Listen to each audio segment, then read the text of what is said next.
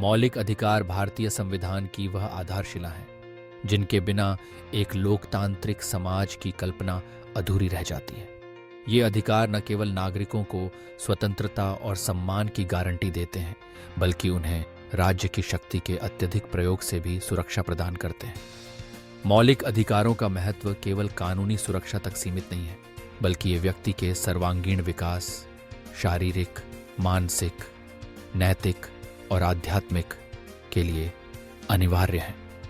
इन्हीं अधिकारों के कारण प्रत्येक नागरिक को समाज में समान स्थान मिलता है और वे अपनी स्वतंत्रता, संस्कृति, आस्था और आकांक्षाओं को सुरक्षित रखते हैं। भारतीय संविधान की प्रस्तावना में स्वतंत्रता, समानता और न्याय जैसे मूल्यों की बात की गई है और इन्हीं मूल्यों को साकार करने के लिए मौलिक अधिकारों का प्रावधान किया गया है। मौलिक अधिकारों की सूची संविधान के भाग 3 में दी गई है, जिसमें वर्तमान में 6 प्रमुख अधिकार शामिल हैं। आइए इन्हें विस्तार से समझें। पहला अधिकार है समानता का अधिकार। अनुच्छेद 14 से 18 तक इसका विस्तृत विवरण मिलता है। अनुच्छेद 14 हर नागरिक को कानून के समक्ष समानता का अधिकार देता है, यानी कोई भी व्यक्ति भेदभाव का शिकार नहीं होगा। अनुच्छेद 15 धर्म, जाति, लिंग या जन्म स्थान के आधार पर भेदभाव को पूरी तरह निषिद्ध करता है। यह समाज में समरसता और भाईचारे की नींव रखता है। अनुच्छेद 16 सार्वजनिक रोजगार के क्षेत्र में अवसर की समानता सुनिश्चित करता है, जिससे हर व्यक्ति को अपनी योग्यता के आधार पर पद प्राप्त करने का समान अवसर मिलता है। अनुच्छेद 17 अस्पृश्यता की प्रथा का उन्मूलन करता है, जो भारत के सामाजिक ताने बाने में एक ऐतिहासिक बदलाव का प्रतीक है। अनुच्छेद 18 उपाधियों के उन्मूलन का अधिकार देता है, जिससे सामाजिक स्तर पर भेदभाव को समाप्त करने का प्रयास किया जाता है। दूसरा अधिकार है स्वतंत्रता का अधिकार, जो अनुच्छेद 19 से 22 में विस्तार से वर्णित है। अनुच्छेद 19 के तहत नागरिकों को 6 मूल स्वतंत्रताएं मिलती हैं: भाषण और अभिव्यक्ति की स्वतंत्रता, शांतिपूर्ण सभा की स्वतंत्रता, संघ बनाने की स्वतंत्रता, स्थानांतरण की स्वतंत्रता, निवास की स्वतंत्रता और किसी भी व्यवसाय, व्यापार या पेशे को अपनाने की स्वतंत्रता। ये स्वतंत्रताएं व्यक्ति को अपनी पहचान, विचार और अभिव्यक्ति के लिए मंच प्रदान करती हैं। अनुच्छेद 20 नागरिकों को अपराधों के लिए दोष सिद्धि के संबंध में संरक्षण देता है। कोई भी व्यक्ति उसी अपराध के लिए 2 बार दंडित नहीं किया जा सकता और उसे बिना कानून के अपराध घोषित किए हुए सजा नहीं दी जा सकती। अनुच्छेद 21 जीवन और व्यक्तिगत स्वतंत्रता का संरक्षण करता है, जिसमें गरिमापूर्ण जीवन का अधिकार भी शामिल है। इसी अधिकार के तहत अनुच्छेद 21A 6 से 14 वर्ष के बच्चों को मुफ्त और अनिवार्य शिक्षा का अधिकार देता है, जो शिक्षा के क्षेत्र में एक बड़ा कदम है। अनुच्छेद 22 गिरफ्तारी और हिरासत के खिलाफ कानूनी सुरक्षा प्रदान करता है, जिससे व्यक्ति को बिना उचित प्रक्रिया के हिरासत में नहीं लिया जा सकता। तीसरा अधिकार है शोषण के विरुद्ध अधिकार। अनुच्छेद 23 मानव तस्करी, बंधुआ मजदूरी और जबरन श्रम का निषेध करता है।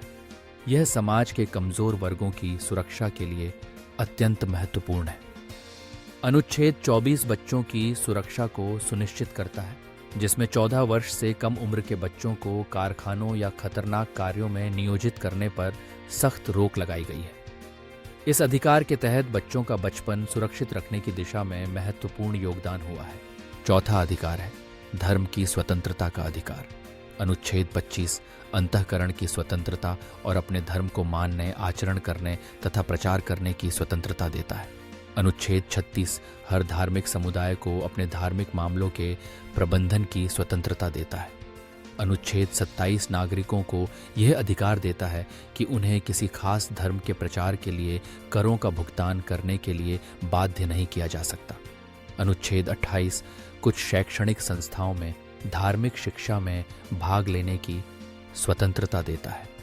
इन अधिकारों के कारण भारत एक धर्मनिरपेक्ष राष्ट्र बना है, जहां हर व्यक्ति को अपनी आस्था के अनुसार जीवन जीने की स्वतंत्रता है। पांचवां अधिकार है संस्कृति और शिक्षा संबंधी अधिकार। अनुच्छेद 29 अल्पसंख्यकों की भाषा, लिपि और संस्कृति की सुरक्षा के लिए उन्हें विशेष अधिकार देता है। यह विविधता को बनाए रखने और सांस्कृतिक धरोहर को सुरक्षित रखने की दिशा में महत्वपूर्ण है। अनुच्छेद 30 अल्पसंख्यकों को अपनी पसंद के शैक्षणिक संस्थान स्थापित करने और उनका प्रशासन करने का अधिकार देता है। इससे अल्पसंख्यक समुदायों के शैक्षिक और सांस्कृतिक अधिकारों की रक्षा होती है।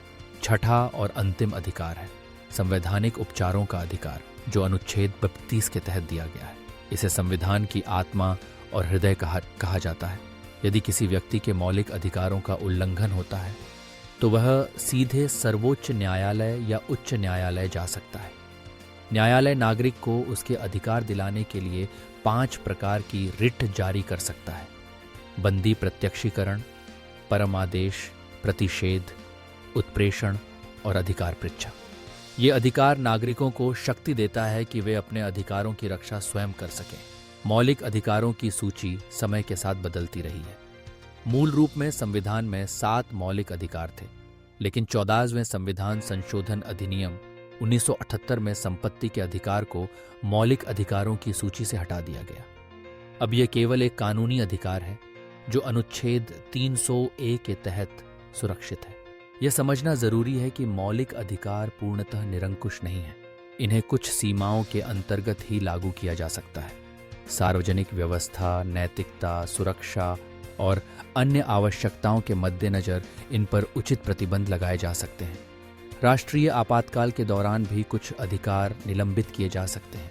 हालांकि अनुच्छेद 20 और 21 के तहत जीवन और व्यक्तिगत स्वतंत्रता सुरक्षित रहते हैं। मौलिक अधिकार भारतीय लोकतंत्र की पहचान है।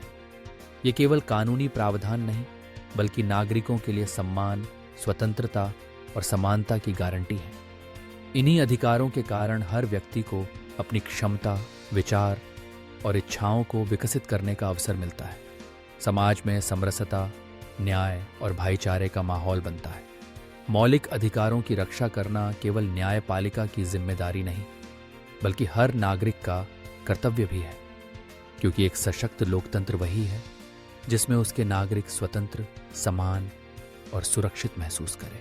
आज जब हम अपने अधिकारों के प्रति जागरूक होते हैं, तब हमें यह भी याद रखना चाहिए कि ये अधिकार हमारे कर्तव्यों के साथ जुड़े हैं। इन्हें समझना, इनके महत्व को पहचानना और समाज में इनका सम्मान करना प्रत्येक भारतीय का दायित्व है। मौलिक अधिकार न केवल संविधान की शान है, बल्कि हमारे जीवन के अभिन्न अंग हैं। इनकी रक्षा और सम्मान से ही एक सशक्त, समावेशी और न्यायपूर्ण भारत का निर्माण संभव है।